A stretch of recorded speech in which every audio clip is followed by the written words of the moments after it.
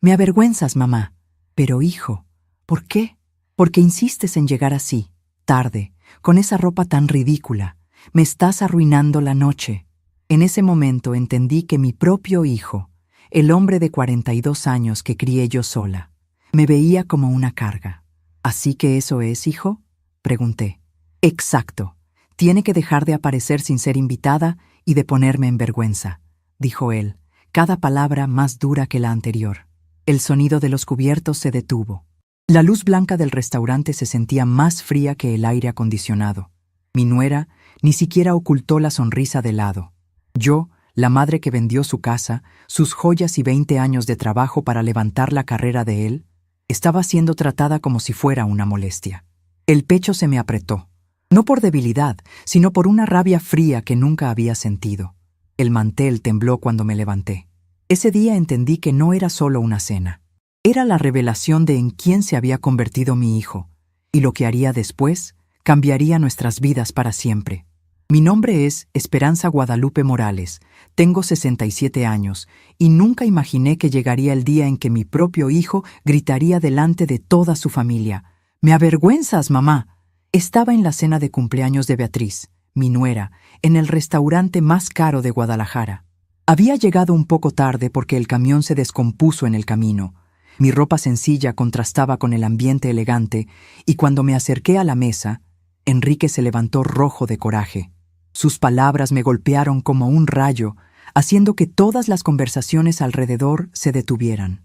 Los otros invitados, compañeros de trabajo de Beatriz, amigos de la pareja, se quedaron viendo como si fuera un animal en el zoológico. Beatriz sonrió de lado, satisfecha con la humillación pública. Desde que Enrique nació hace 42 años, crié a mi hijo sola después de que mi esposo nos abandonó cuando tenía apenas 3 años. Trabajé como empleada doméstica, lavandera, cocinera, lo que fuera para pagar sus estudios. Vendí mi única herencia, la casita que mi papá me dejó en Zapopan, para costear la carrera de Derecho. Nunca pedí nada a cambio, solo soñaba con envejecer cerca de mi hijo y conocer a mis nietos. Pero desde que Enrique se casó con Beatriz hace 5 años, todo cambió. Ella lo convenció de que yo era una carga, una vergüenza social que estorbaba su ascenso en el bufete. Mis visitas se fueron haciendo cada vez más raras, siempre con excusas educadas pero firmes. Ahorita no es buen momento, mamá. Estamos ocupados. Tal vez la próxima semana. Enrique siguió gritando en el restaurante. ¿Por qué no puedes vestirte bien? ¿Por qué no puedes llegar a tiempo? Siempre me haces quedar mal. Cada palabra era como una bofetada. Me levanté despacio de la silla, tomé mi bolsa gastada y solo dije, con permiso. Caminé hasta la salida en silencio absoluto, sintiendo todas las miradas siguiéndome. En la calle me recargué en la pared y lloré como no lloraba desde hacía años. Pero mientras las lágrimas rodaban por mi cara, algo diferente pasó dentro de mí. Por primera vez en la vida sentí coraje, un coraje frío, calculado, que empezó a crecer en mi pecho. Pero lo que Enrique no sabía era que todo estaba a punto de cambiar. Regresé a mi pequeño departamento en la colonia San Juan de Dios esa noche con el corazón roto, pero también con una claridad extraña. Abrí una caja vieja debajo de la cama y saqué documentos que no veía desde hacía años. Escrituras, comprobantes de transferencia, estados de cuenta antiguos. La verdad es que Enrique nunca supo de todo lo que guardé para él a lo largo de los años. Mientras él crecía pensando que éramos pobres, yo trabajaba 3 empleos y ahorraba cada peso en secreto. También heredé terrenos en Tequila que mi abuelo me dejó cuando murió, propiedades que se volvieron muy valiosas con el boom del turismo del tequila. Años después, cuando Enrique se recibió y empezó a trabajar, usé todos mis ahorros para dar el enganche de una mansión a su nombre, para que pudiera impresionar a los clientes.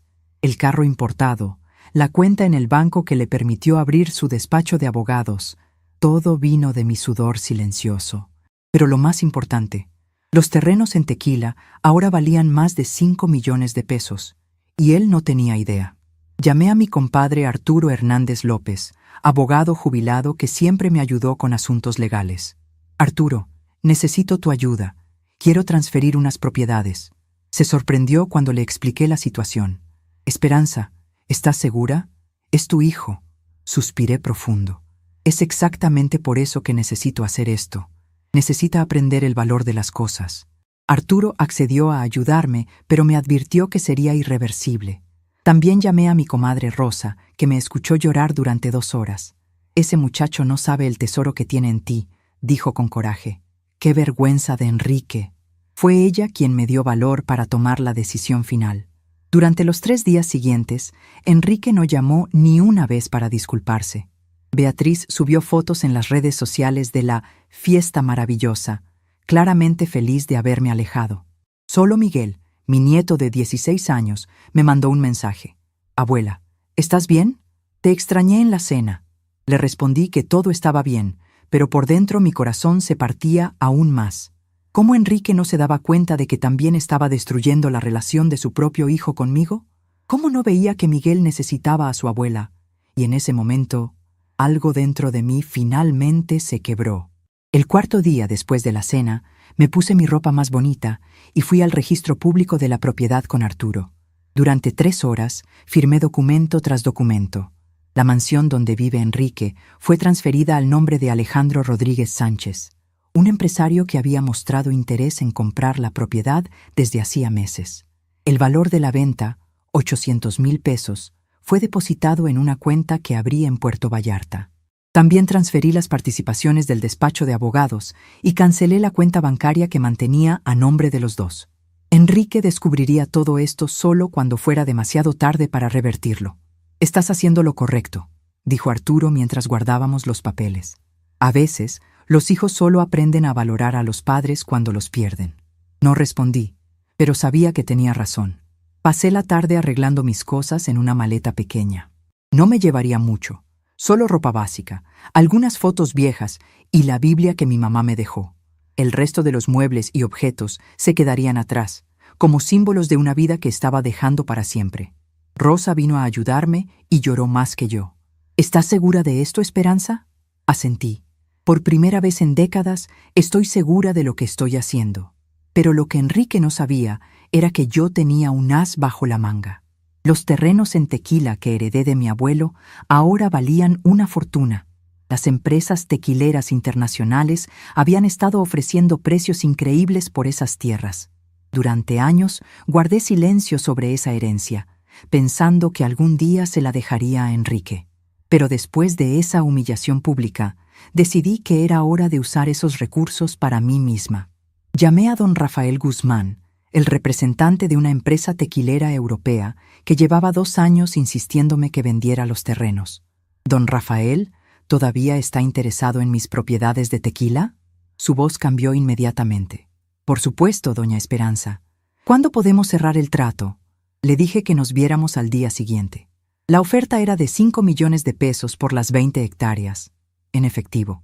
Esa noche escribí una carta corta y directa. «Enrique, dijiste que te avergonzaba. Entonces decidí salir de tu vida para siempre. La mansión ya no es tuya. Fue vendida esta mañana. El dinero del despacho tampoco. Tú eres abogado, puedes salir adelante solo. Cuida bien a Miguel. Él es lo único bueno que queda de esta familia. Tu madre». Pedí a Rosa que entregara la carta en la mansión de Enrique al día siguiente. Tomé mi maleta, cerré la puerta de mi departamento y caminé hasta el paradero sin voltear atrás. Pero mientras el camión se alejaba, no sentí tristeza. Sentí alivio. Y cuando el celular empezó a sonar insistentemente 3 horas después, simplemente lo apagué. Al llegar a Puerto Vallarta, me hospedé en un hotelito sencillo frente al mar. Era la primera vez en años que podía escuchar el sonido de las olas sin preocuparme por hacer la comida, lavar la ropa o planchar las camisas de alguien más. Me senté en la terraza con una taza de café y por primera vez en décadas respiré profundo. Mi celular había estado sonando sin parar, pero lo tenía apagado. Rosa me había mandado varios mensajes que pude ver cuando lo encendí. «Esperanza, Enrique llegó como loco a tu casa. Dice que necesita hablar contigo urgente. ¿Dónde estás?» Simplemente le respondí: «Estoy bien, comadre. No le digas a nadie dónde estoy». Al día siguiente me reuní con don Rafael en su oficina de Puerto Vallarta. Firmé los papeles de venta de los terrenos en Tequila. 5 millones de pesos fueron transferidos a mi cuenta nueva. Con ese dinero, más lo que había ahorrado durante años, Ahora tenía recursos suficientes para vivir cómodamente el resto de mi vida. Compré un departamento pequeño pero bonito a 2 cuadras de la playa. Por primera vez en mi vida, tenía mi propio hogar, pagado completamente, sin deber nada a nadie. El teléfono siguió sonando durante 2 días enteros.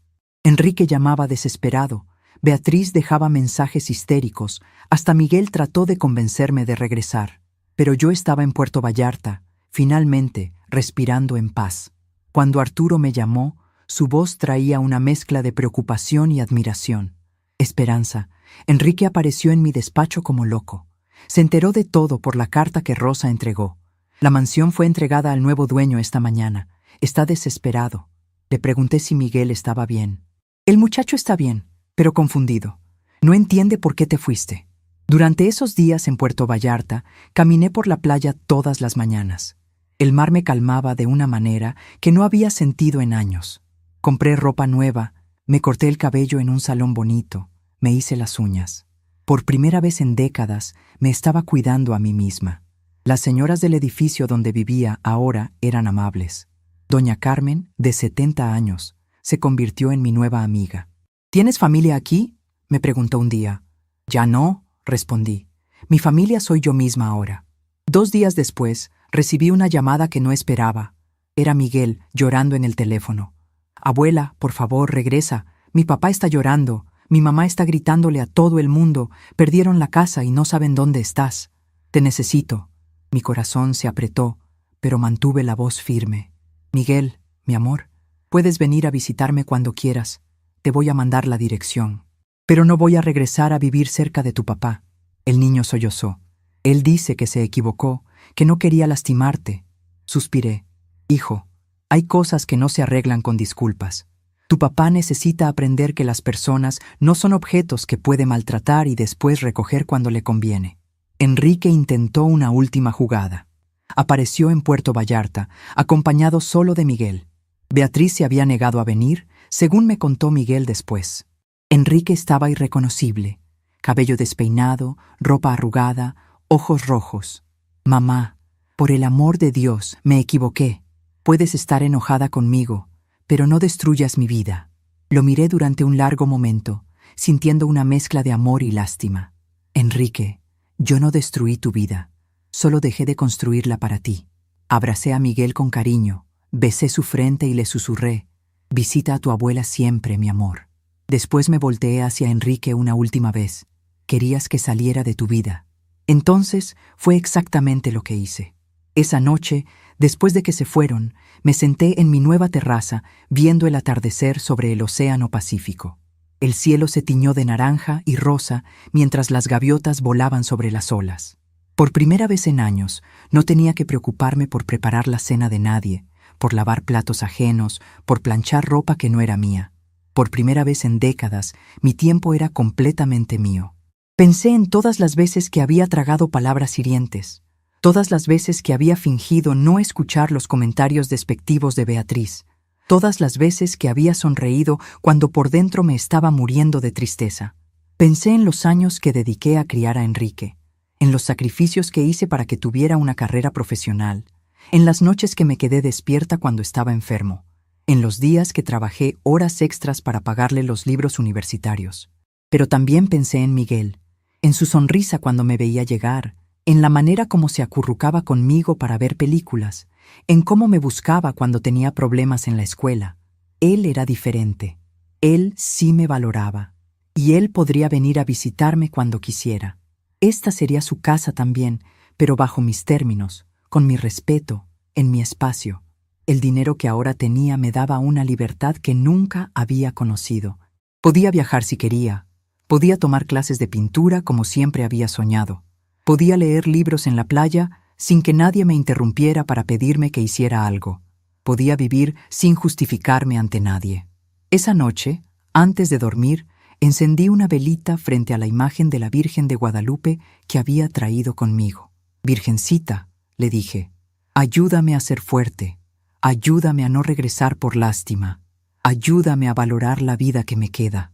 El silencio de mi nuevo hogar era diferente al silencio de antes. No era el silencio del rechazo o la indiferencia, Era el silencio de la paz. Y mientras las olas rompían suavemente en la playa allá afuera, supe que había tomado la decisión correcta. Porque a veces, el mayor acto de amor propio es tener el valor de alejarse de quienes no saben valorarnos. Y a veces, la única manera de enseñar respeto es demostrando que tenemos la dignidad suficiente para vivir sin quienes no nos respetan. En mi mesita de noche, junto a la Biblia, puse una foto de Miguel sonriendo. Él podría venir a verme cuando quisiera. Construiríamos nuevos recuerdos aquí, en este lugar donde yo era dueña de mi propia historia, porque Enrique tendría que aprender a vivir con las consecuencias de sus palabras y sus acciones. Y yo finalmente había aprendido a vivir para mí misma. 6 meses habían pasado desde que dejé Guadalajara para siempre, y cada amanecer en Puerto Vallarta me recordaba que había tomado la decisión correcta. Pero las mañanas también traían recuerdos que dolían como espinas clavadas en el alma. Mientras preparaba mi café en la pequeña cocina de mi nuevo departamento, veía las gaviotas volar sobre el mar y no podía evitar recordar cuando Enrique era pequeño y me preguntaba si algún día podríamos conocer la playa juntos. «Algún día, mijo», le decía mientras lavaba ajeno para pagar sus útiles escolares. «Algún día vamos a ver el mar». Nunca imaginé que cuando finalmente llegara a vivir junto al océano, sería huyendo del dolor que él mismo me causó. Las tardes eran las más difíciles. Cuando el sol comenzaba a bajar y las familias salían a caminar por el malecón, yo me sentaba en mi terraza y los recuerdos llegaban como olas que no podía detener. Recordaba cuando Enrique tenía 8 años y se enfermó de pulmonía. Durante 3 días no me moví de su lado en el hospital público. No tenía dinero para un cuarto privado, así que dormí en una silla de plástico azul, sosteniendo su manita mientras respiraba con dificultad. «No me dejes, mami», susurraba entre la fiebre. «Nunca te voy a dejar, mi amor», le prometí. Y cumplí esa promesa durante 34 años más, hasta que él decidió que yo ya no tenía lugar en su vida. Mi nueva amiga Carmen se había convertido en mi confidente. Todas las tardes tomábamos té de manzanilla en su departamento del piso de abajo. Ella también era viuda y entendía el dolor de la soledad, aunque la mía era diferente. «¿Tu hijo era muy apegado a ti de niño?», me preguntó un día mientras veíamos el atardecer desde su ventana. Suspiré profundo antes de responder. Era mi sombra, Carmen. A donde yo iba, él iba.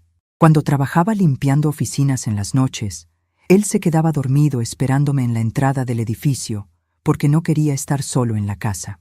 Recordaba esas noches tan claramente. Enrique se sentaba en el escalón de la entrada con su mochila de la escuela, haciendo las tareas bajo la luz de la calle porque en casa no teníamos donde enchugar una lámpara. Los vigilantes del edificio lo conocían y lo cuidaban mientras yo terminaba de trapear los pisos de arriba. «Tu mamá trabaja mucho por ti, chamaco», le decía don Pepe, el vigilante de la noche. «Cuando seas grande, tienes que cuidarla». Enrique asentía muy serio. «Sí, señor. Voy a comprarle una casa grande y nunca más va a tener que trabajar». Carmen me escuchaba sin interrumpir, pero yo veía en sus ojos la misma pregunta que me hacía a mí misma cada día. ¿Cómo un niño tan cariñoso se convirtió en el hombre frío que me humilló públicamente? «Los hijos cambian cuando se casan, mija», me decía Carmen con sabiduría de años, especialmente cuando la esposa no quiere a la suegra. Pero yo sabía que no era solo culpa de Beatriz. Enrique había elegido su lado, había elegido su comodidad sobre mi dignidad. Las noches eran cuando más me dolía el silencio. En Guadalajara, por más que me trataran mal, siempre había ruidos familiares. La televisión, las pisadas de Miguel bajando por las escaleras, incluso las discusiones entre Enrique y Beatriz. Aquí en Puerto Vallarta, el silencio era absoluto, roto solo por el sonido constante de las olas. Al principio me asustaba tanta quietud, pero poco a poco entendí que este silencio era diferente. No era el silencio de ser ignorada, era el silencio de la paz. Una tarde, mientras ordenaba mis pocas pertenencias, encontré una carta que Miguel me había escrito para el Día de las Madres 2 años atrás. «Querida abuela», decía con su letra de adolescente, «gracias por siempre estar cuando te necesito. Papá y mamá siempre están ocupados, pero tú siempre tienes tiempo para escucharme. Eres la mejor abuela del mundo». Las lágrimas empañaron mis lentes, mientras releía esas palabras. Miguel era lo único que extrañaba de verdad de mi vida anterior. El niño cumplió su promesa de visitarme. Llegó un sábado por la mañana en el autobús de Guadalajara, cargando una mochila pequeña y una sonrisa tímida. «Abuela», dijo cuando abrí la puerta, «vine a conocer tu nueva casa». Lo abracé tan fuerte que probablemente no podía respirar. «Mi casa es tu casa, mi amor», le susurré al oído. Durante ese fin de semana, Miguel conoció la playa, probó mariscos frescos por primera vez y me ayudó a plantar flores en las macetas de mi terraza. «¿No extrañas Guadalajara, abuela?», me preguntó mientras construíamos un castillo de arena. Miré hacia el horizonte antes de responder. «Extraño algunas cosas, mijo. Te extraño a ti. Pero no extraño sentirme como un estorbo en mi propia familia». Miguel frunció el ceño. «Nunca fuiste un estorbo para mí». Le acaricié el cabello mojado por el agua del mar. «Lo sé, mi amor. Por eso vas a poder venir cuando quieras. Esta también es tu casa ahora». Durante esa visita, Miguel me contó cosas que me partieron el corazón. «Papá llora por las noches, abuela. Lo escucho desde mi cuarto. Y mamá se enoja porque dice que por tu culpa tuvieron que mudarse a un departamento más pequeño». No dije nada, pero por dentro sentí una mezcla de tristeza y satisfacción. Enrique estaba aprendiendo, tal vez tarde, pero estaba aprendiendo. «¿Él pregunta por mí?». No pude evitar preguntar. Miguel asintió. «Todos los días». Dice que cometió el error más grande de su vida. Cuando Miguel regresó a Guadalajara ese domingo por la tarde, la soledad se sintió más pesada, pero también me sentí más segura de mi decisión. Había visto en los ojos de mi nieto respeto y admiración. Él entendía que su abuela había sido valiente, que había defendido su dignidad, y eso me daba fuerzas para seguir adelante. Los días se convirtieron en semanas, y las semanas en rutinas consoladoras. Por las mañanas caminaba por la playa, saludando a los pescadores que ya me conocían. «Buenos días, doña Esperanza», me decían con respeto genuino. Me gustaba ser doña Esperanza, aquí, no la mamá de Enrique, o la abuela que ayuda con los niños. Aquí era una persona completa por derecho propio. Por las tardes tomaba clases de pintura en el Centro Cultural. Siempre había querido aprender, pero nunca había tenido tiempo.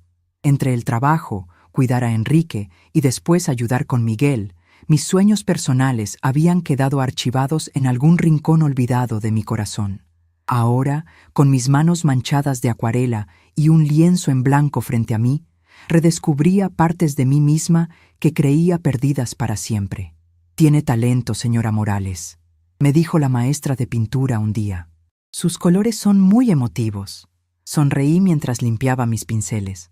A los 67 años estaba descubriendo que tenía talento para algo más que lavar, cocinar y criar hijos. Era liberador y doloroso al mismo tiempo. Las cartas de Enrique llegaban cada semana, pero yo las devolvía sin abrir.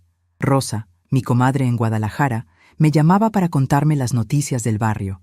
«Enrique pregunta por ti todo el tiempo», me decía. «Anda como alma en pena, Esperanza». Beatriz lo dejó cuando perdieron la casa grande, se fue con un ingeniero que conoció en el trabajo. Escuchaba las noticias sin comentar mucho. Sentía lástima por Enrique, pero no era mi responsabilidad arreglar el desastre de su vida. Una noche, mientras leía en mi terraza, llegó un recuerdo especialmente doloroso. Enrique tenía 18 años y acababa de entrar a la universidad. Llegó a casa muy emocionado, con una invitación a la graduación de preparatoria de sus compañeros. «Mamá, todos van a ir con sus papás.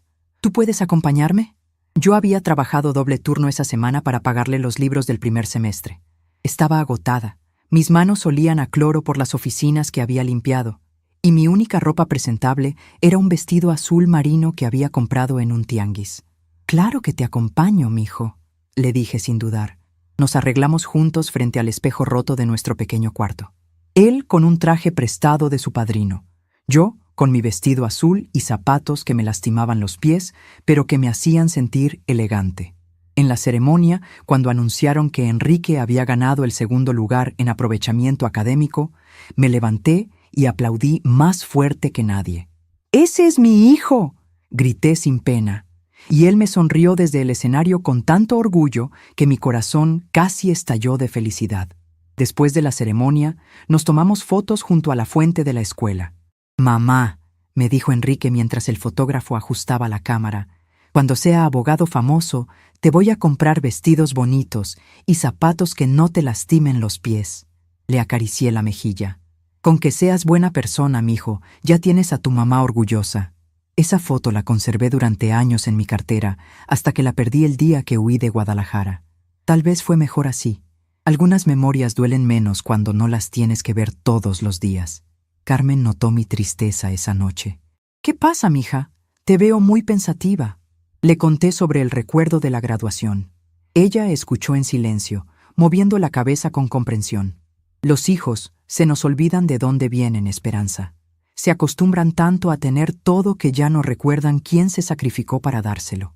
Tenía razón. Enrique se había acostumbrado tanto a mi amor incondicional que lo dio por sentado. Y cuando Beatriz llegó con sus aires de grandeza, fue más fácil avergonzarse de sus orígenes humildes que defenderlos. A veces me preguntaba si había sido muy dura, si había exagerado mi reacción, pero después recordaba la frialdad en la voz de Enrique esa noche en el restaurante, la manera como Beatriz sonrió cuando él me gritó, las caras de burla de sus amigos, y sabía que había hecho lo correcto, no por venganza, sino por dignidad. Miguel me visitó de nuevo al mes siguiente, esta vez con noticias más tristes. «Abuela, papá perdió el trabajo en el bufete. Dice que sin dinero para vestirse bien y sin carro nuevo, los clientes ricos no lo respetan». Me dolió escuchar eso, no porque sintiera lástima por Enrique, sino porque confirmaba algo que siempre sospeché. El éxito de mi hijo estaba construido sobre las apariencias que yo financié, no sobre su verdadero talento. «¿Cómo estás tú, mi amor?», le pregunté a Miguel mientras preparábamos la cena juntos en mi pequeña cocina. El niño se encogió de hombros. «Bien, es más tranquilo en casa ahora que mamá Beatriz se fue. Papá y yo vemos películas por las noches y hablamos más». Me alegró escuchar eso. Tal vez la crisis estaba acercando a padre e hijo de una manera que la abundancia nunca había logrado. Esa noche, Miguel me hizo una pregunta que me quitó el sueño. «Abuela, ¿crees que papá puede cambiar? ¿Crees que algún día van a volver a hablarse?». Lo miré durante un largo momento antes de responder. «No lo sé, mijo. Cambiar de verdad es muy difícil. Requiere que una persona reconozca que se equivocó profundamente, no solo que pida perdón con palabras». Miguel asintió con una madurez que me sorprendió en un muchacho de 16 años. Después de esa visita, decidí escribir una carta. No para Enrique, sino para mí misma. Una carta donde expresara todo lo que había callado durante años, todo lo que había tragado por mantener la paz familiar. Escribí sobre las noches que me quedé despierta cuando él tenía fiebre, sobre los trabajos humillantes que acepté para pagar sus estudios, sobre las veces que comí frijoles para que él pudiera comer carne. Escribí sobre las lágrimas que derramé en silencio cuando Beatriz me hablaba con desprecio, sobre las veces que fingí no escuchar cuando ella le decía a Enrique que yo era una carga y una vergüenza, pero también escribí sobre la decepción, sobre lo que sentí cuando vi que el niño cariñoso que había criado se había convertido en un hombre capaz de humillarme públicamente, sobre el dolor de darme cuenta de que todo mi amor y sacrificio no habían sido suficientes para enseñarle valores básicos de respeto y gratitud. Y escribí sobre mi miedo más profundo, que tal vez había fallado como madre, que tal vez había criado a un hombre sin corazón. Cuando terminé la carta, eran las 3 de la madrugada. Las lágrimas habían manchado algunas páginas, pero cada palabra estaba cargada de verdad. Guardé la carta en una caja junto con las fotos viejas y las pocas cosas que había conservado de mi vida anterior. No era una carta para enviar, era una carta para sanar. A la mañana siguiente me desperté sintiéndome más ligera, como si hubiera dejado ir un peso que cargaba desde hacía años. Salí a caminar por la playa más temprano que de costumbre. El sol apenas estaba saliendo, pintando el cielo de colores que ningún pintor podría igualar. Y por primera vez desde que llegué a Puerto Vallarta, no pensé en Enrique ni en Guadalajara. Pensé en mí, en la mujer de 67 años que había tenido el valor de empezar de nuevo, que había elegido su dignidad sobre la comodidad de ser necesitada. Cuando regresé a casa esa mañana, encontré un sobre debajo de mi puerta. No tenía remitente, solo mi nombre escrito con letra temblorosa. Adentro había una foto. Enrique de niño, durmiendo en mis brazos después de una tarde en el parque. Al reverso, con la misma letra temblorosa, alguien había escrito: «Perdóname, mamá». Era la letra de Enrique, pero más débil, como si hubiera envejecido años en estos meses. Sostuve la foto durante largo rato, sintiendo el peso de todos los años que habíamos compartido. Pero después la guardé en la caja junto con la carta que había escrito. Porque perdonar no significaba regresar. Perdonar significaba dejar ir el resentimiento, pero no necesariamente volver a exponer mi corazón al mismo daño. Y mientras cerraba la caja, supe que estaba lista para el siguiente capítulo de mi vida, cualquiera que éste fuera. La foto de Enrique niño durmiendo en mis brazos se había convertido en un recordatorio silencioso en mi mesa de noche. Durante 3 semanas la miraba cada mañana al despertar y cada noche antes de dormir, pero no sentía el impulso de responder a su gesto. Había algo diferente creciendo dentro de mí, algo que no tenía que ver con rencor ni con perdón. Era algo más profundo, la comprensión de que mi vida ya no giraba alrededor de las necesidades y deseos de otros. Por primera vez en 67 años, mi vida me pertenecía completamente. Carmen lo notó durante uno de nuestros tés vespertinos. «Te ves diferente, Esperanza. Más, no sé cómo decirlo, más dueña de ti misma». Sonreí mientras removía mi té de manzanilla. «Creo que estoy aprendiendo a vivir para mí, comadre. Es extraño, pero también liberador». Ella asintió con sabiduría. A mi edad, una ya debería saber eso. Pero las mujeres de nuestra generación fuimos criadas para vivir para otros. Primero los padres, después el marido, después los hijos. Nunca nadie nos enseñó a vivir para nosotras mismas. Esa conversación me quedó dando vueltas en la cabeza. Esa noche, en lugar de sentarme en mi terraza a recordar cómo había hecho durante meses, tomé una decisión diferente. Abrí mi laptop, que Miguel me había ayudado a comprar en su última visita, y comencé a buscar información sobre algo que siempre había querido hacer: viajar. No viajes largos o costosos, pero sí conocer lugares que nunca había visto, porque siempre había alguien más importante que yo en la fila de prioridades. Encontré un tour de 3 días a Oaxaca que salía la próxima semana. Incluía visitas a los talleres de artesanías, degustación de mezcal y recorridos por los mercados tradicionales. Durante unos minutos dudé. ¿Tenía derecho a gastar dinero en mí misma? ¿No era egoísta usar recursos que podría estar ahorrando para emergencias o para ayudar a Miguel con sus estudios? Pero después recordé las palabras de Carmen y tomé el teléfono. «Buenas tardes. Quiero reservar un lugar en el tour a Oaxaca del próximo jueves». La agente de viajes sonaba sorprendida. «¿Es solo una persona, señora?» «Sí», respondí con firmeza. «Solo una persona». Cuando colgué, sentí una mezcla de emoción y nervios que no había experimentado en décadas. Iba a viajar sola, por placer, por primera vez en mi vida. Esa misma semana, mientras preparaba mi pequeña maleta para Oaxaca, recibí una llamada que no esperaba. Era Arturo, mi compadre abogado en Guadalajara. «Esperanza, necesito platicarle algo importante. Enrique vino a verme ayer. Está muy mal, comadre. Perdió el trabajo, la casa, la esposa, pero más que eso, creo que está perdiendo la razón. Me pidió que le consiguiera su dirección en Puerto Vallarta. Dice que necesita verla». Mi primera reacción fue de pánico. Había construido esta nueva vida lejos de todo lo que me lastimaba, y la idea de que Enrique apareciera aquí me llenó de ansiedad. «¿Usted le dio mi dirección, compadre?» «No, Esperanza. Le dije que solo podía contactarla si usted me daba permiso. Por eso le hablo». Respiré profundo. «No estoy lista para verlo, Arturo. Si llega aquí sin mi permiso, llamaré a las autoridades». Él se quedó callado un momento. «Entiendo, comadre, pero también quiero que sepa que nunca había visto a Enrique tan quebrado. Creo que finalmente entendió lo que perdió». Después de esa llamada, mi decisión de ir a Oaxaca se sintió aún más necesaria. Necesitaba salir de Puerto Vallarta, aunque fuera por unos días, para aclarar mis pensamientos.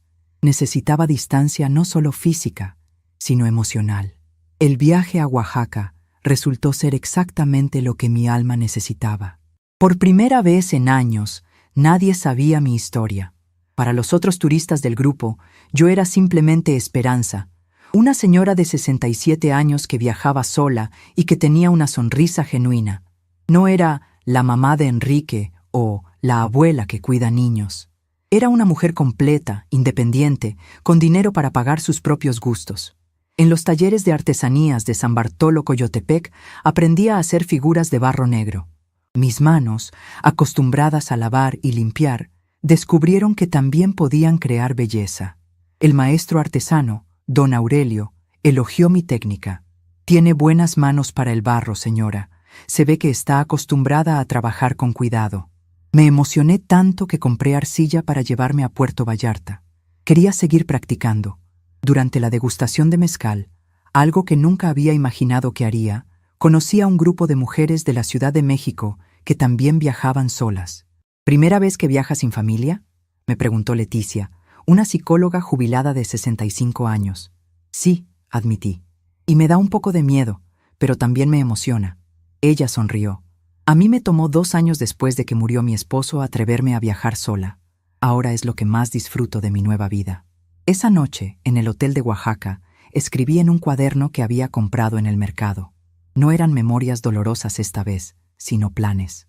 Lugares que quería conocer, cosas que quería aprender, maneras en las que quería usar mi tiempo y mi dinero.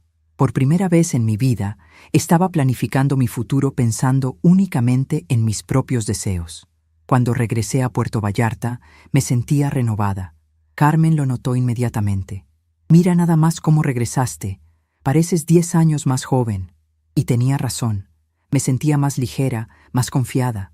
El viaje me había demostrado que podía ser independiente de maneras que nunca había imaginado. Pero mi tranquilidad duró poco. Al segundo día de mi regreso, Rosa me llamó desde Guadalajara con noticias preocupantes. Esperanza, Enrique está muy mal. Arturo me contó que lo vio en el centro, pidiendo dinero prestado para poder comer. Perdió el departamento donde se quedó después de que Beatriz se fue. Ahora está viviendo en casa de su padrino Luis, pero es una situación temporal. La noticia me dolió más de lo que esperaba. Por más herida que estuviera, Enrique seguía siendo mi hijo. ¿Y Miguel cómo está?, pregunté. El muchacho está bien. Se fue a vivir con Luis también para cuidar a su papá. Ese nieto tuyo tiene un corazón de oro, Esperanza. Esa noche no pude dormir. La imagen de Enrique, el hombre exitoso que había sido, reducido a pedir dinero prestado para comer, me partía el alma. Pero también me hacía preguntarme, ¿era mi responsabilidad rescatarlo? ¿No había aprendido ya la lección? ¿O estaba siendo demasiado dura? Me levanté y salí a mi terraza. El sonido de las olas siempre me ayudaba a pensar con claridad. Mientras miraba las estrellas reflejándose en el mar, llegué a una conclusión que me sorprendió a mí misma. No era mi responsabilidad rescatar a Enrique, pero tampoco tenía que castigarlo eternamente. Había una diferencia entre ayudarlo a entender las consecuencias de sus actos y dejarlo destruirse completamente. Y por Miguel, que no tenía la culpa de los errores de su padre, tenía que hacer algo. A la mañana siguiente llamé a Arturo. Compadre, quiero que haga algo por mí. Quiero comprar un departamento pequeño en Guadalajara, pero no quiero que Enrique sepa que soy yo quien lo compra. Puede decirle que es de un inversionista de Puerto Vallarta que renta propiedades a precios accesibles. Arturo se quedó callado. ¿Estás segura, Esperanza? Después de todo lo que pasó, estoy segura, pero tiene que quedar claro que es una renta normal, no un regalo. Que pague lo que pueda mientras encuentra trabajo, y que sepa que si no cuida la propiedad o si maltrata a Miguel, inmediatamente se acaba el trato. El plan se puso en marcha esa misma semana.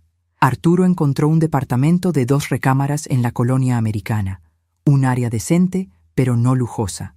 Lo compré en efectivo y se lo ofrecieron a Enrique como una renta de 3,000 pesos mensuales, muy por debajo del precio real del mercado. Según me contó Arturo después, Enrique lloró cuando le dieron las llaves. Es un milagro, había dicho, justo cuando pensé que ya no había esperanza para mí. Pero mi transformación no se detuvo ahí. Esa experiencia me había enseñado algo importante. Podía ayudar sin exponer mi corazón al daño. Podía ser compasiva sin ser una víctima. Decidí expandir esta filosofía a otras áreas de mi vida. Con parte del dinero que me quedaba de la venta de los terrenos de tequila, comencé a hacer donaciones anónimas a organizaciones que ayudaban a mujeres solas con hijos. No eran cantidades enormes, pero eran constantes, y me daban una satisfacción que nunca había sentido. También me inscribí en un curso de computación en el Centro Cultural. ¿Para qué quiere aprender eso a su edad, señora?, me preguntó el joven instructor el primer día. Para no depender de nadie para comunicarme con el mundo, respondí con firmeza. Él sonrió con respeto. Durante las siguientes semanas aprendí a usar el correo electrónico, las redes sociales y hasta a hacer videollamadas. Miguel se emocionó mucho cuando le hice la primera videollamada. Abuela, ya eres toda una experta en tecnología, me dijo con orgullo. ¿Cómo está tu papá, mijo?, le pregunté, tratando de sonar casual. Mejor, abuela. Conseguimos un departamento y él está buscando trabajo. Dice que quiere cambiar, que quiere ser mejor persona. No comenté nada sobre mi participación en conseguir ese departamento. Algunos actos de bondad son más puros cuando se mantienen en secreto. Una tarde, mientras practicaba mis figuras de barro negro en mi terraza, Carmen subió a visitarme. Esperanza, hay un señor abajo que pregunta por usted. Dice que es su hijo. Mi corazón se detuvo. Enrique había venido a Puerto Vallarta. Mis manos, cubiertas de arcilla, comenzaron a temblar. ¿Qué le dijiste? Le dije que no sabía si usted estaba. Está esperando en el lobby. Miré mis manos sucias de barro, mi ropa cómoda, mi cabello recogido sin pretensiones. Esta era la mujer en la que me había convertido. Alguien que creaba cosas bellas con sus manos, alguien que vivía cómodamente, alguien que ya no se disculpaba por existir. Dile que baje en 5 minutos, le dije a Carmen. Me lavé las manos lentamente, me peiné sin prisa y me miré en el espejo. La mujer que vi reflejada ya no era la misma que había huido de Guadalajara 8 meses atrás. Esta mujer tenía una serenidad en los ojos que venía de la seguridad de haber hecho lo correcto. Esta mujer sabía su valor. Cuando bajé al lobby, Enrique estaba sentado en uno de los sillones, viendo hacia el mar a través de las ventanas. Estaba más delgado, su ropa era sencilla pero limpia, y tenía ojeras profundas. Cuando me vio, se levantó inmediatamente. «Mamá», dijo con voz quebrada, «gracias por bajar. No sabía si querrías verme». Lo miré durante un largo momento. Este hombre delgado y humilde parecía un extraño comparado con el abogado arrogante que me había gritado en el restaurante. Pero también podía ver en él rastros del niño que había sido, del hijo que había amado incondicionalmente durante 42 años. «¿Qué quieres, Enrique?», le pregunté con voz calmada. Él se pasó las manos por el cabello. «Quiero pedirte perdón, no por lo que pasó en el restaurante. Eso es imperdonable. Quiero pedirte perdón por todos los años que te di por sentada, por todas las veces que no valoré tu sacrificio, por haber elegido la opinión de otros sobre el respeto que te debía como mi madre». Escuché sus palabras sin interrumpir. Había ensayado este discurso, se notaba, pero también había sinceridad en su voz. «¿Y qué esperas que haga con esas disculpas, Enrique?». Él bajó la mirada. «Nada, mamá. No espero que regreses a Guadalajara. No espero que me perdones. No espero que las cosas vuelvan a ser como antes. Solo quería que supieras que finalmente entiendo lo que perdí. Y no solo hablo del dinero o la casa. Hablo de la persona más importante de mi vida». Sus palabras me llegaron al corazón, pero mi mente se mantuvo clara. «¿Sabes quién pagó el departamento donde vives ahora?». Él frunció el ceño, confundido. «Un inversionista de Puerto Vallarta, según me dijo el licenciado Arturo». «¿Por qué?». Sonreí levemente. «Porque fui yo, Enrique. Yo compré ese departamento para que tú y Miguel tuvieran donde vivir». La sorpresa en su cara fue genuina. «¿Tú? ¿Por qué?». «Después de todo lo que te hice, porque puedo ayudarte sin permitir que me lastimes, porque puedo ser compasiva sin ser tonta, y porque Miguel no tiene la culpa de tus errores». Se quedó callado durante largos minutos, procesando la información. «¿Puedo preguntarte algo?», dijo finalmente. Asentí. «¿Hay alguna posibilidad de que algún día podamos reconstruir nuestra relación?». Lo pensé cuidadosamente antes de responder. «No lo sé, Enrique. El daño fue muy profundo, pero lo que sí sé es que si algún día eso pasara, sería bajo condiciones muy diferentes. Yo ya no soy la mujer que puedes dar por sentada. Ya no soy alguien que va a sacrificar su dignidad por mantener la paz familiar». Él asintió lentamente. «Lo entiendo. Y quiero que sepas que voy a trabajar en cambiar, no para recuperarte, sino porque finalmente entiendo que el hombre que fui no era alguien de quien pudiera estar orgulloso. Se levantó del sillón. Gracias por comprar el departamento, mamá. Voy a pagarte cada peso, aunque me tome años. No me lo debes a mí, le dije. Se lo debes a Miguel. Sé el padre que él merece. Lo acompañé hasta la puerta del edificio. Antes de irse, se volteó una vez más. Te amo, mamá, y voy a pasar el resto de mi vida tratando de merecer ese amor otra vez. Cuando se fue, regresé a mi departamento y me senté en mi terraza. Carmen apareció minutos después con 2 tazas de té. ¿Cómo te sientes?, me preguntó. Pensé en su pregunta mientras veía a Enrique alejarse caminando por el malecón. Tranquila, respondí finalmente. Ya no siento rencor, pero tampoco siento la necesidad de rescatarlo. Siento paz. Esa noche, mientras moldeaba una nueva figura de barro, reflexioné sobre todo lo que había cambiado en estos meses. Había aprendido que el amor no requiere sacrificar la dignidad propia.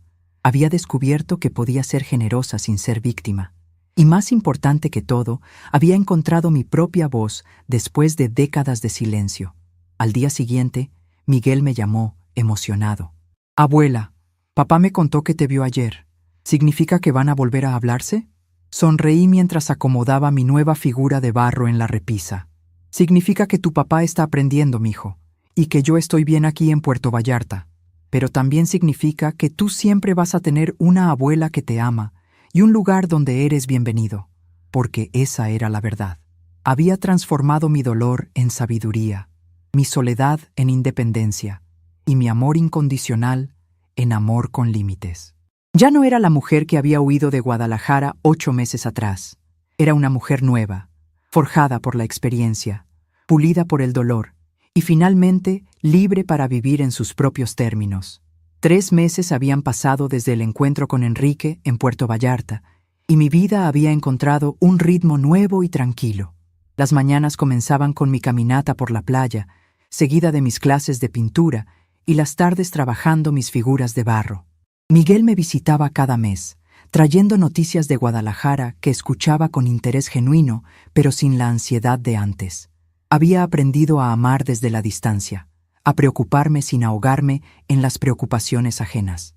Fue durante una de esas tardes tranquilas, mientras pintaba un atardecer sobre el mar, que Carmen subió a mi departamento con una expresión preocupada. Esperanza, hay una llamada para ti. Es tu compadre Arturo. Dice que es urgente. Mi corazón se aceleró inmediatamente. Las llamadas urgentes nunca traían buenas noticias. Bajé corriendo al teléfono de Carmen. ¿Arturo? ¿Qué pasó? Su voz sonaba cansada. Esperanza, necesito que venga a Guadalajara lo más pronto posible. Miguel está en el hospital. El mundo se detuvo a mi alrededor. ¿Qué le pasó a mi nieto? Tuvo un accidente en la escuela, se cayó de unas escaleras y se golpeó fuerte la cabeza. Los doctores dicen que van a estar bien, pero necesita cirugía. Y Esperanza, Enrique no puede pagar la operación. No dudé ni un segundo. Voy para allá en el primer autobús que salga. Dígale a los doctores que hagan todo lo necesario, que yo me hago cargo de los gastos. Colgué el teléfono y corrí a mi departamento a empacar una maleta. Carmen me ayudó en silencio, entendiendo que no era momento para palabras. En 2 horas estaba en la central de autobuses, rumbo a la ciudad que había jurado no pisar nunca más. El viaje de regreso a Guadalajara fue el más largo de mi vida. Cada kilómetro me acercaba no solo a Miguel, sino también a un pasado que creía haber dejado enterrado. Pero cuando se trata de los nietos, una abuela es capaz de enfrentar cualquier fantasma. Miguel me necesitaba, y eso era lo único que importaba. Llegué al Hospital Civil cerca de las 11 de la noche. Arturo me esperaba en la entrada. ¿Cómo está?, fueron las primeras palabras que salieron de mi boca. Estable. La cirugía fue exitosa, pero todavía está en terapia intensiva. Solo familia directa puede verlo. Yo soy familia directa, dije con firmeza. Soy su abuela. Arturo sonrió por primera vez en toda la noche.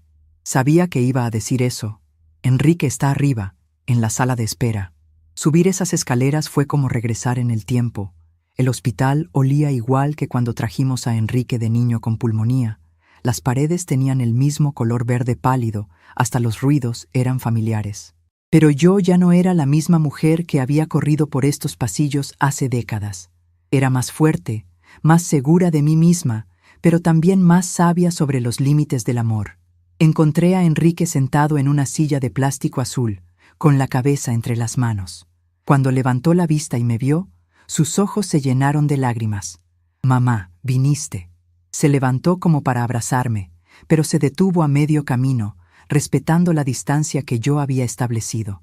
«Claro que vine», le dije. «Es mi nieto». Nos quedamos parados frente a frente durante un momento que se sintió eterno. «Los doctores dicen que va a estar bien», me contó con voz temblorosa. «Pero la operación costó 20,000 pesos. Yo no tengo ese dinero, mamá. Sin tu ayuda, Miguel habría...». No terminó la frase, pero no era necesario. «Ya está resuelto», le dije simplemente. Arturo se encargó de todo. Vi el alivio en su cara, pero también algo más: vergüenza. «No sé cómo voy a pagarte», murmuró. «No me debes nada a mí», respondí, repitiendo las palabras que le había dicho meses atrás. «Se lo debes a Miguel. Debes ser el padre que él se merece». Enrique asintió en silencio. Nos sentamos en las sillas de plástico a esperar noticias del doctor, como dos extraños unidos solo por el amor hacia el mismo niño. Durante esas largas horas de espera, Enrique me contó sobre su nueva vida. Había conseguido trabajo como asesor legal en una empresa pequeña, ganando apenas lo suficiente para pagar la renta del departamento y los gastos básicos. «No es el trabajo glamoroso que tenía antes», admitió, «pero es honesto y me da tiempo para estar con Miguel por las tardes». Me sorprendió escuchar eso. El Enrique que conocía nunca había hablado de tiempo para estar con Miguel como una prioridad. «¿Y Miguel cómo está, aparte de este accidente?», le pregunté. Por primera vez desde que llegué, Enrique sonrió genuinamente. «Está bien, mamá. Mejor que bien, de hecho. Desde que Beatriz se fue, él y yo hemos empezado a conocernos realmente. Hacemos la tarea juntos, cocinamos, vemos películas. Nunca pensé que podría ser tan satisfactorio estar presente en su vida». Sus palabras me llenaron de un orgullo extraño. Tal vez la crisis había servido para acercar a padre e hijo de una manera que la abundancia nunca logró. A las 3 de la madrugada, el doctor finalmente salió a darnos noticias. La operación fue exitosa. El joven Miguel va a estar perfectamente bien. Puede regresar a casa en 2 días. El alivio que sentí fue tan intenso que tuve que sentarme. Enrique se cubrió la cara con las manos y lloró abiertamente. «Gracias, Dios mío», susurraba entre lágrimas. «Gracias». «¿Puedo verlo?», pregunté al doctor. «Por supuesto, pero está dormido por la anestesia». Me llevó a una habitación pequeña donde Miguel yacía conectado a varios cables, pero respirando tranquilamente. Se veía tan joven, tan vulnerable. Le tomé la mano y le susurré: «Aquí está tu abuela, mi amor. Todo va a estar bien». Aunque estaba inconsciente, juro que sentí que apretó ligeramente mi mano. Los siguientes 2 días los pasé entre el hospital y un pequeño hotel cercano. Enrique y yo establecimos una rutina extraña pero funcional. Nos turnábamos para estar con Miguel, compartíamos las comidas en silencio y hablábamos solo sobre temas relacionados con la recuperación de nuestro nieto. Era una tregua tácita, no éramos madre e hijo reconciliados, pero tampoco éramos extraños. El tercer día, cuando Miguel despertó completamente, su primera palabra fue: «Abuela». Me acerqué a su cama y le acaricié el cabello. «Aquí estoy, mi amor. ¿Cómo te sientes? Me duele la cabeza, pero estoy feliz de que estés aquí. Papá me dijo que viniste desde Puerto Vallarta solo por mí. Habría venido desde el fin del mundo por ti», le respondí con sinceridad absoluta. Durante los días siguientes, mientras Miguel se recuperaba en casa, me quedé en Guadalajara para asegurarme de que estuviera bien. Me hospedé en el hotel, a pesar de las insistencias tímidas de Enrique para que me quedara en el departamento. «Gracias, pero estoy cómoda en el hotel», le decía cada vez que sugería la idea. Había aprendido que la independencia era demasiado valiosa como para comprometerla, incluso temporalmente. Pero sí pasaba las tardes en el departamento, ayudando con los cuidados de Miguel. Y debo admitir que me sorprendió lo que vi. El departamento era modesto, pero limpio y ordenado. Enrique realmente cocinaba, no solo calentaba comida comprada.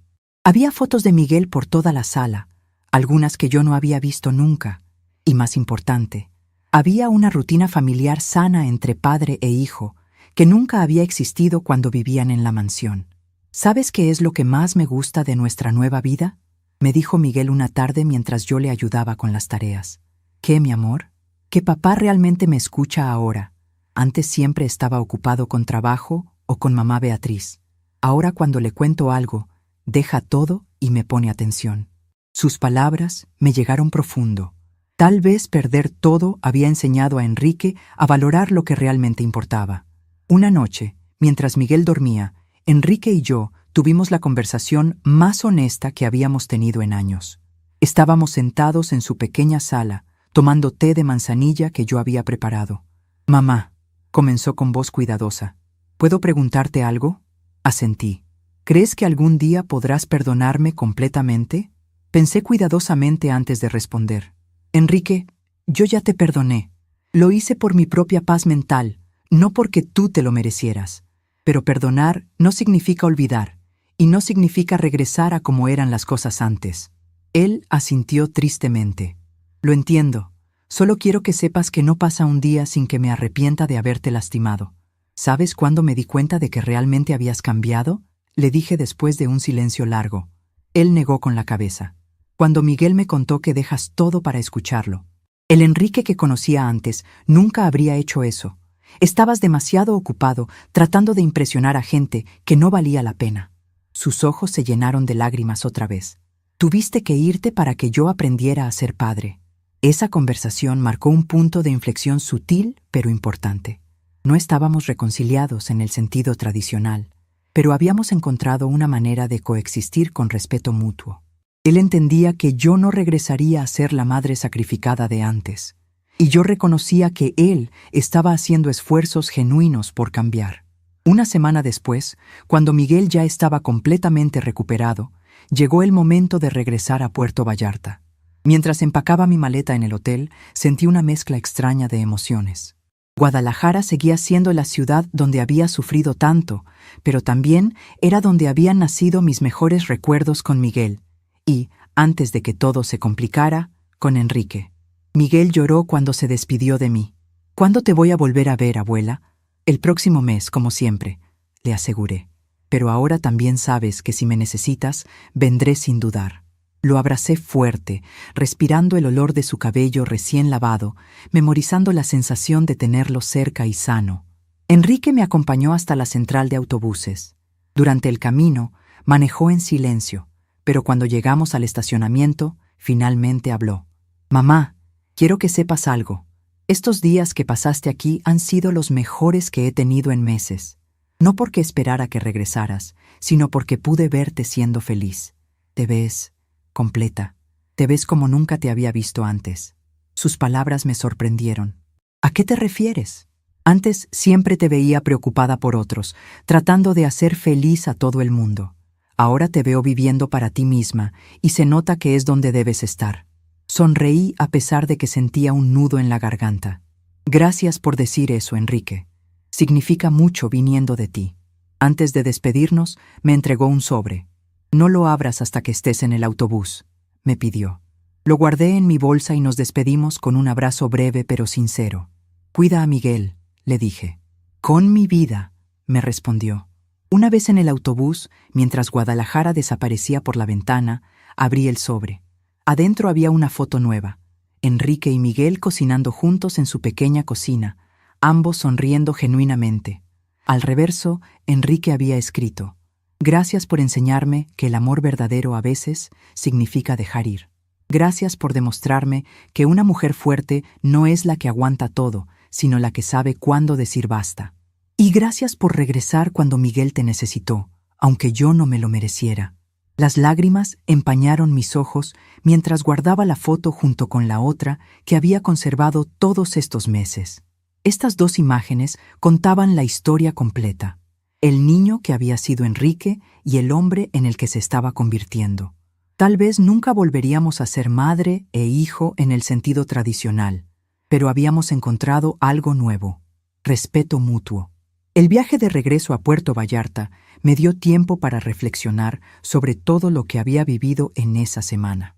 Había regresado a Guadalajara como la mujer fuerte e independiente que me había convertido, no como la madre desesperada que solía ser. Había ayudado a Miguel sin comprometer mis límites. Había interactuado con Enrique con dignidad, pero sin ingenuidad. Y más importante, había confirmado que mi nueva vida en Puerto Vallarta era exactamente donde pertenecía. Cuando el autobús finalmente llegó a Puerto Vallarta, Carmen me esperaba en la terminal. «¿Cómo está el nieto?», fue lo primero que preguntó. «Bien, completamente recuperado», le respondí mientras cargaba mi maleta. «¿Y cómo estás tú?». Esa era la pregunta más importante. «Estoy en paz, comadre.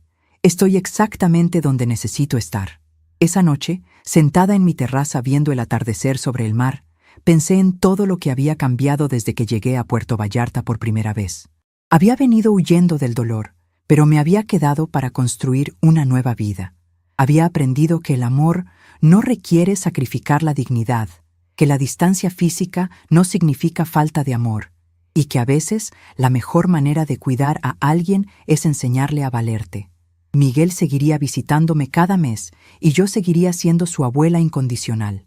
Enrique y yo habíamos encontrado una forma de coexistir que no lastimaba a ninguno de los dos. Y yo había descubierto que la vida puede comenzar de nuevo a cualquier edad, que nunca es tarde para elegir la felicidad propia por encima de las expectativas ajenas.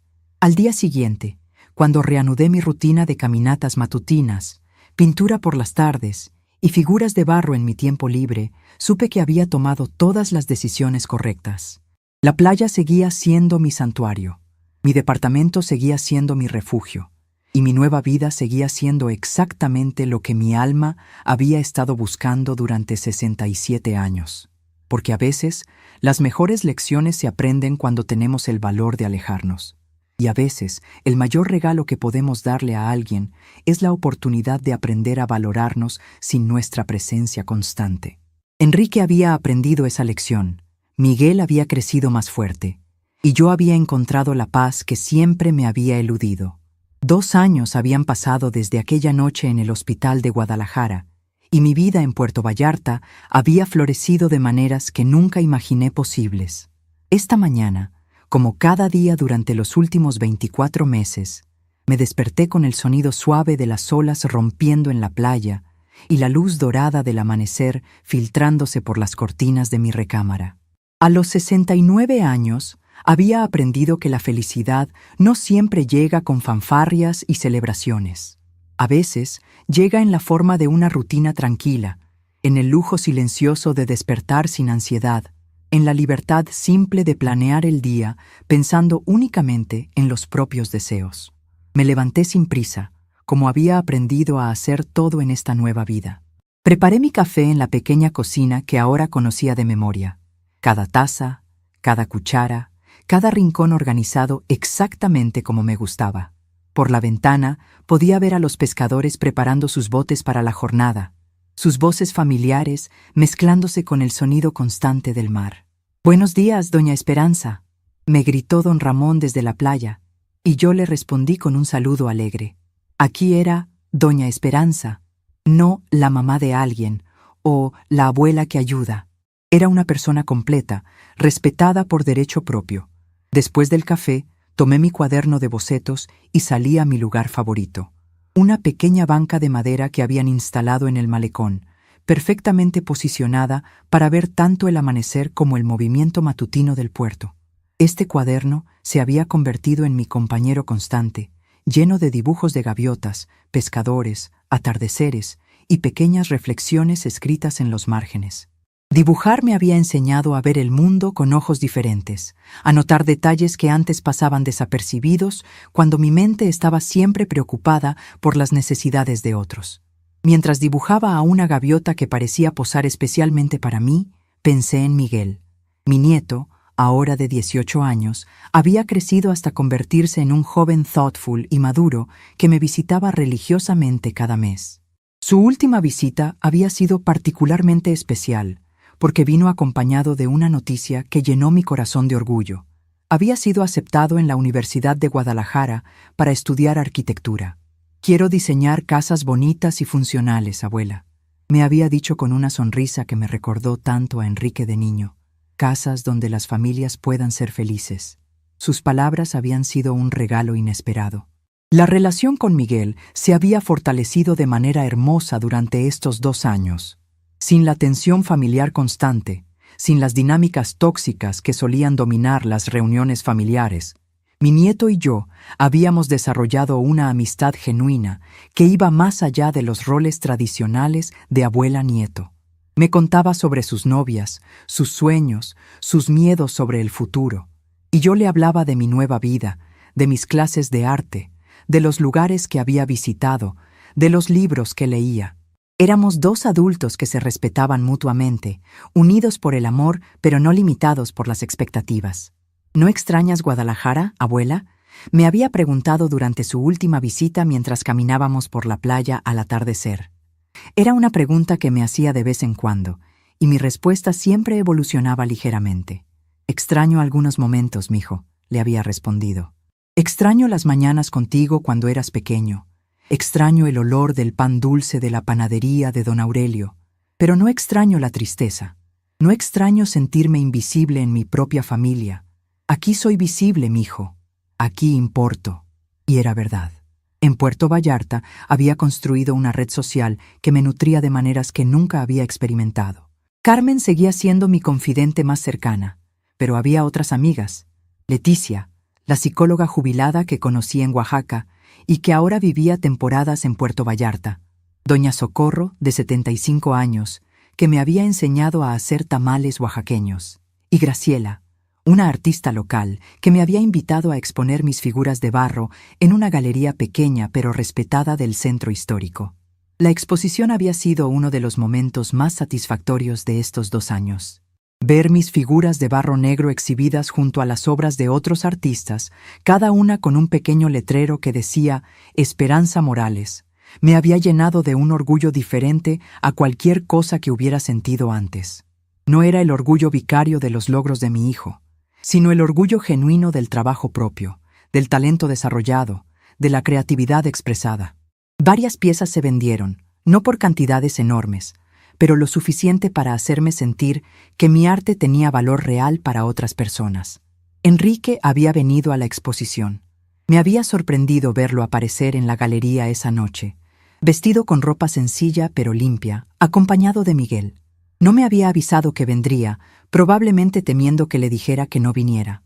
Pero cuando lo vi parado frente a una de mis figuras, estudiándola con atención genuina, sentí una mezcla compleja de emociones que no esperaba. Se había acercado a mí con cautela, como siempre hacía desde nuestro reencuentro en el hospital. «Mamá, tus obras son hermosas», me había dicho con sinceridad evidente en su voz. «Nunca supe que tenías este talento». Había sido un momento extraño, verlo admirar algo que yo había creado, algo que existía completamente independiente de él, de sus necesidades, de nuestra historia compartida.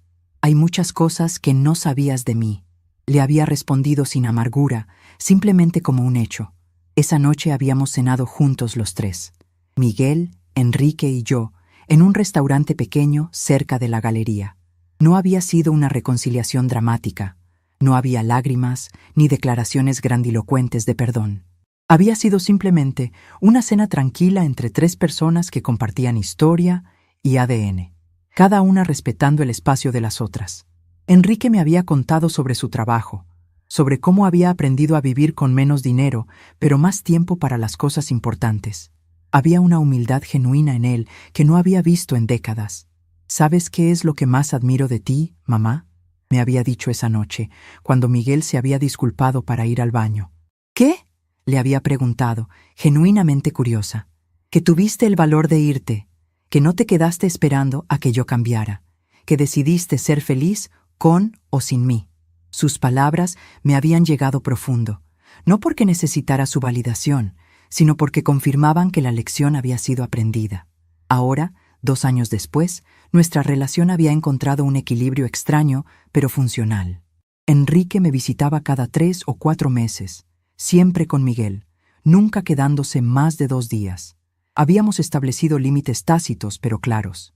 Él no hablaba del pasado a menos que yo iniciara el tema.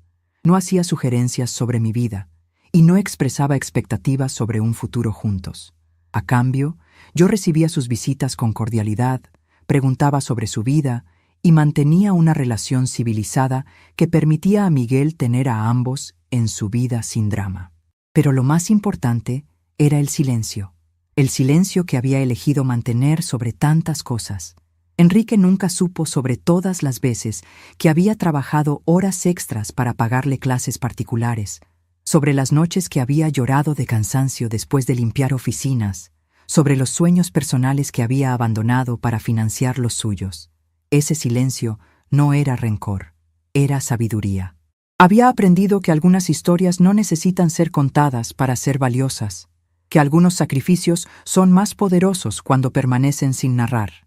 Mi rutina diaria se había convertido en una meditación silenciosa sobre la libertad. Por las mañanas, después de mis dibujos en el malecón, regresaba a casa para trabajar en mis figuras de barro. Mis manos que habían lavado tantos platos ajenos, que habían cambiado tantos pañales, que habían planchado tantas camisas que no eran mías, ahora creaban belleza. El barro respondía a mi toque de maneras que las personas nunca lo habían hecho, sin resistencia, sin exigencias, sin ingratitud. Por las tardes, leía. Había redescubierto el placer de los libros después de décadas de no tener tiempo para ellos. Mi pequeña biblioteca personal había crecido hasta incluir novelas, biografías de mujeres que habían encontrado su voz tarde en la vida, libros de arte y filosofía. Leer me había enseñado que mi experiencia no era única, que muchas mujeres habían tenido que elegir entre ser amadas y ser respetadas, y que las más sabias habían elegido el respeto. Los atardeceres los pasaba en mi terraza, usualmente con una taza de té, y la compañía de las gaviotas que habían aprendido a asociarme con migajas de pan. Era durante estas horas doradas que permitía que mi mente vagara libremente, procesando los días, los meses, los años. A veces pensaba en mi infancia, en mi madre que había muerto sin ver a su nieto graduarse de la universidad. A veces pensaba en mi esposo, en cómo habría sido nuestra vida si no nos hubiera abandonado.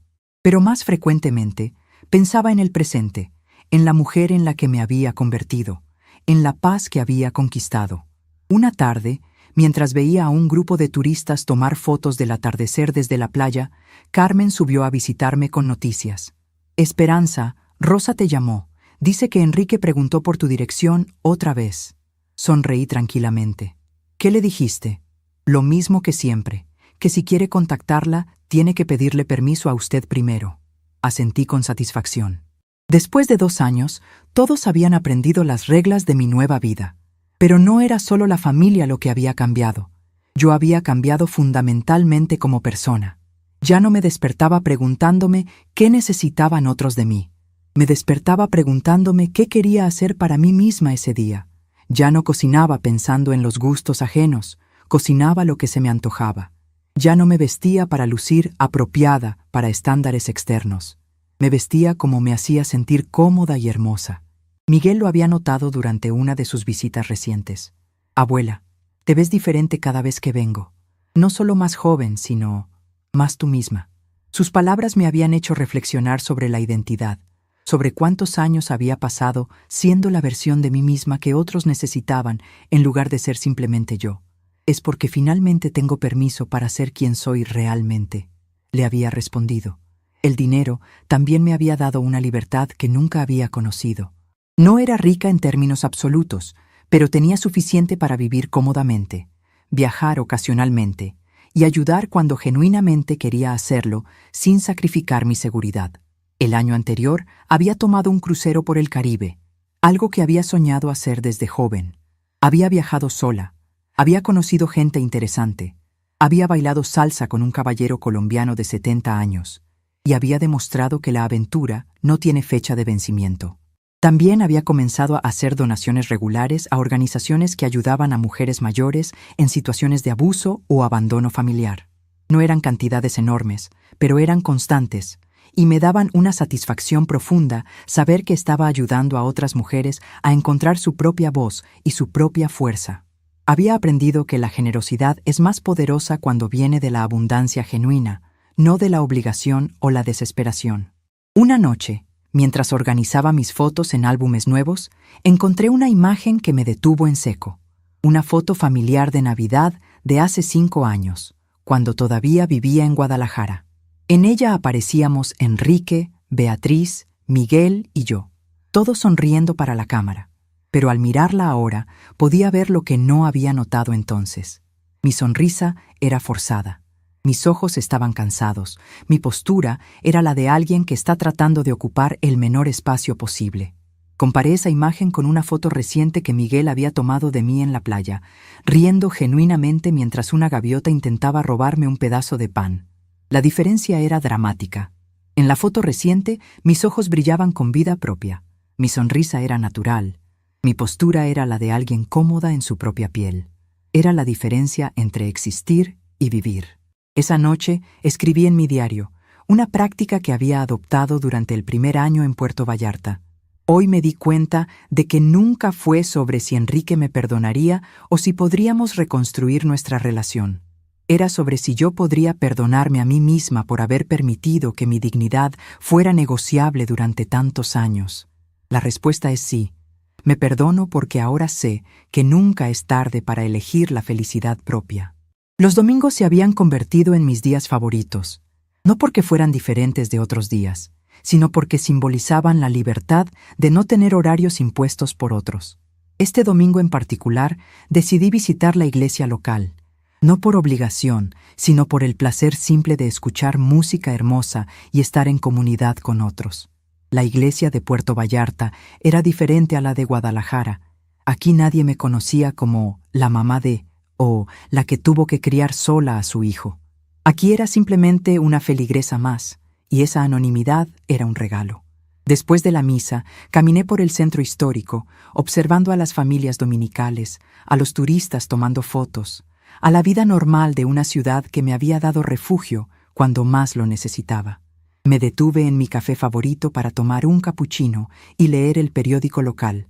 El mesero, que ya me conocía después de 2 años, me trajo mi orden sin que tuviera que pedirla. «¿Cómo está, doña Esperanza?», me preguntó con genuino interés. «Muy bien, Javier, muy bien». Y era verdad. Mientras bebía mi café y leía sobre los eventos locales, reflexioné sobre el concepto del tiempo. Antes, el tiempo siempre había sido de otros. Tiempo para cuidar a Enrique, tiempo para ayudar con Miguel, tiempo para hacer que todos los demás fueran felices. Ahora, mi tiempo me pertenecía completamente. Podía pasar 1 hora entera observando a una araña tejer su tela en mi jardín si quería. Podía tomar una siesta a las 3 de la tarde porque se me antojaba. Podía decidir espontáneamente tomar un autobús a Sayulita para pasar el día en una playa diferente. Esta libertad temporal se había convertido en la base de mi nueva felicidad. No era la ausencia de responsabilidades, sino la presencia de elección. Elegir cómo gastar cada hora, cada día, cada mes, había sido el regalo más grande de mi nueva vida. Al regresar a casa esa tarde dominical, encontré un mensaje en mi contestadora. Era Miguel, llamando desde Guadalajara. «Hola, abuela, solo quería contarte que papá y yo fuimos al cine ayer. Vimos una película que creo que te gustaría. Papá dice que deberíamos invitarte la próxima vez que vengas a visitarnos, pero yo le dije que ya no vienes a visitarnos, que nosotros te visitamos a ti. Creo que finalmente entendió. Te amo, abuela. Nos vemos el próximo mes». El mensaje me hizo sonreír. Miguel había articulado perfectamente la nueva dinámica. Ellos venían a mí, no al revés. Era una pequeña distinción, pero simbolizaba algo importante. Ya no era yo quien se ajustaba a las necesidades y horarios de otros. Otros se ajustaban a mi nueva vida si querían ser parte de ella. Esa noche, mientras preparaba una cena simple para mí sola, pensé en todas las mujeres de mi generación que nunca habían tenido la oportunidad de vivir para sí mismas. Pensé en mi madre, que había muerto cuidando a su esposo enfermo sin haber viajado jamás fuera de su estado natal. Pensé en mis amigas de Guadalajara, muchas de las cuales seguían viviendo para hacer felices a hijos adultos que las daban por sentadas. Y sentí una mezcla de tristeza por ellas y gratitud por mí misma. Después de cenar, salí a mi terraza para mi ritual nocturno de contemplar las estrellas. El cielo de Puerto Vallarta era más claro que el de Guadalajara, y había aprendido a identificar constelaciones que antes nunca había notado. Esta noche, Venus brillaba particularmente fuerte en el horizonte, y lo tomé como una buena señal. Mientras me preparaba para dormir, realicé mi ritual nocturno de gratitud. Gracias por la salud, gracias por Miguel, gracias por la independencia económica, gracias por Carmen y mis nuevas amigas, gracias por el talento artístico que había descubierto, gracias por el valor que había encontrado para elegir la felicidad propia. Y finalmente, gracias por el silencio que había elegido mantener sobre tantas cosas, porque ese silencio me había dado poder. Antes de apagar la luz, miré una última vez las 2 fotos en mi mesa de noche. Enrique de niño durmiendo en mis brazos, y Enrique adulto cocinando con Miguel. Las 2 imágenes representaban diferentes tipos de amor: el amor incondicional y ciego de antes, y el amor con límites y sabiduría de ahora. Ambos eran válidos, pero solo uno era sostenible. Me quedé dormida esa noche con una sonrisa tranquila, sabiendo que al día siguiente me despertaría otra vez en mi propia casa, en mi propia vida, en mis propios términos. Porque a veces el mayor recomezo es el silencio que elegimos mantener, la distancia que decidimos preservar y la felicidad que tenemos el valor de perseguir, incluso cuando otros no la entienden. Y en ese silencio elegido, en esa distancia sabia, en esa felicidad conquistada, había encontrado algo que había buscado durante 67 años sin saberlo: la paz de ser completamente yo misma. Estamos curiosos para saber hasta dónde esta historia llegó. ¿De dónde están viendo? Comenten abajo.